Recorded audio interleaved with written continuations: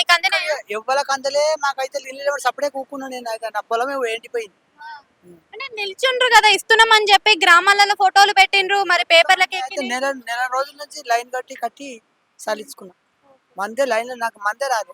మనకి గత ప్రభుత్వంలో కూడా ఉన్నాయి ప్రతి రైతుకి ఇత్తనాలు నార అన్ని ఇస్తాము అని చెప్పేసి మరి ఏమైంది? ఏమి ఇయ్యలేదమ్మా. ఏం అంటే రైతుల చేసిండ్రు? పరిస్థితి ఎట్లుంది అప్పటికి ఇప్పుడు? భూమి కాగితాలు ఇస్తామని చెప్పి భూధరిన ఏదో అన్నారు కదా, భూభారతి. ఆ భూభారతి 20 ఇప్పుడు 100 సంవత్సరాల కాగితాలు కూడా ఉన్నాయి. అట్లనే పెండింగ్లు ఉన్నాయి. అవి మేము 6 చేస్తామని చెప్పినారు. అవి ఇదివరకు పత్తలేవు. అన్ని అప్లికేషన్స్ కూడా పెట్టినాం. మరి మాకు పట్టాలు అన్ని సాదా బైనామాలు ఇచ్చినప్పుడు ఇవ్వాలి కదా. మరి వీళ్ళు ఉట్టిగానే చెప్పిర్రా, కరెక్ట్ చెప్పిర్రా, ఏది అర్థం కాకుంటుంది.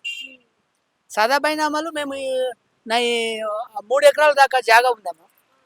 ఆ 3 ఎకరాల జాగా సాదా బైనామాలు ఇవ్వాలి కదా. మరి ఇస్తానని చెప్పొద్దు, చెప్తే ఇవ్వాలి. మీరు కలెక్టర్తో చెప్తావా, ఎవరితో చెప్తావా చెప్పించి ఎవరి భూములు ఎవరి ఊర్లే అన్ని దాన్ని చేసి ఎంక్వైరీ చేసి కరెక్టా కాదా నీ ఇవ్వాలి కదా. 100 ఏళ్ళ కబ్జా, 100 ఏళ్ళ కబ్జా అమ్మా. 100 ఏళ్ళ కబ్జా కూడా ఇది వరకు ఇవ్వకపోయి గదే పరిపాలన. ఏం పరిపాలన అది మరి తెచ్చి కేసీఆర్ గవర్నమెంట్ లో రైతుల పరిస్థితి ఎట్లుండే అంకుల్? అప్పుడు జర మంచిగానే ఉండమ్మా. కరెంట్ అదొకటి ఇట్లా పైసలు ఏదానిక షాప్కి వచ్చినాయి. ఈ ఆడోళ్ళ పైసలు ఈ ఇవన్నీ అన్నీ మంచిగానే వచ్చినాయి అప్పుడు.